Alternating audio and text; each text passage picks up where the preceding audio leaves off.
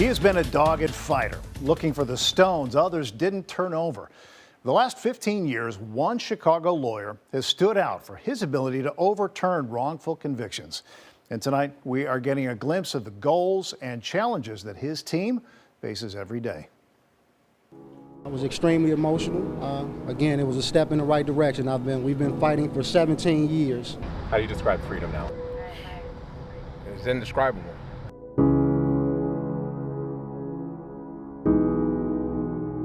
All my years of writing someone heard me. I've been waiting 15 years, man, for someone to take a look at my case. I had hope where I had none before. I mean, it's hard not to lose hope in prison. Two men, two experiences that bookend the life of a third man, one who listened and believed them both, ultimately righting a wrong that cost each of them dearly. At the beginning, Terrell Swift, who, when he was 17, was given a 30-year sentence for the rape and murder of a woman on Chicago's South Side. At the end, Francisco Benitez with a life sentence for murder on the West Side. Both were wrongly convicted and helped set free by Josh Tepfer. Unfortunately, Chicago in particular has this horrific history of misconduct from the police department, and not just that, but the cover-up. Tepfer is an attorney at the Chicago law firm of Lovey & Lovey. And here, a team of lawyers, investigators, paralegals, and case managers operate what's known as the Exoneration Project. Over many years, he's established himself as the most accomplished exoneration lawyer around. Josh seems to overturn convictions, and he does mass exonerations where he exonerates groups of people, and he does individual exonerations. So somebody's got to be the most successful at it, and it seems to be Josh. And it all started with Terrell Swift. In 1995, he was one of the Englewood Four, arrested for the rape and murder of Nina Glover. It was a crime to which he eventually confessed. Manipulation is the word you used. Yeah, I mean, it's because I'm 17, right? I'm in the police station being accused of a rape and a murder of someone I have no idea of. I'm literally crying for my mother for help. I was a mother's boy. And you're literally telling me you're never gonna see your mother again.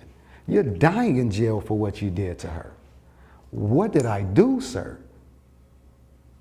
That's a torture. It's a phenomenon Tepfer observed over and over again, a pattern of what he says is police misconduct that results in a false confession. Lying, physical abuse, psychological coercion, lying about what happened in the interrogation room. Everyone has their breaking point. I mean, you do, Ray, I do. All of us do at some point, whatever it is. Whether some people, the breaking point must just be like, I believe the police and I'm gonna go home if I just say what they want. That same manipulation happened to Benitez, even though he had an alibi the day the two teen victims were shot and killed in Humboldt Park in 1989. It's hell in prison. I mean, especially for somebody that is innocent.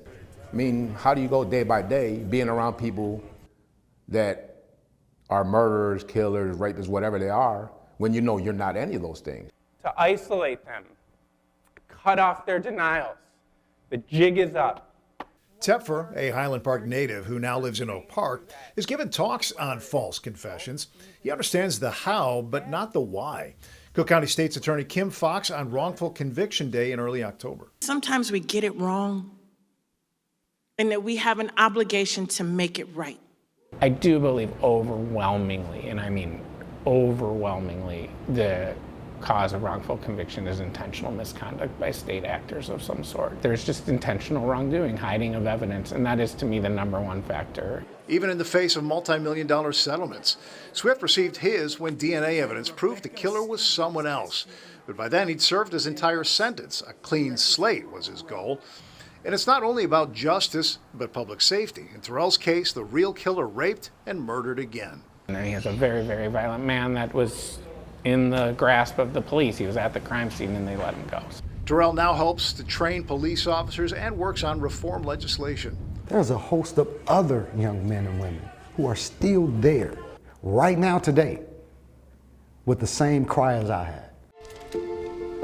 Benitez, now 53, went home in September after serving 34 years. No, I'm not better. I mean, I'm angry at the system, yeah, because it's broken.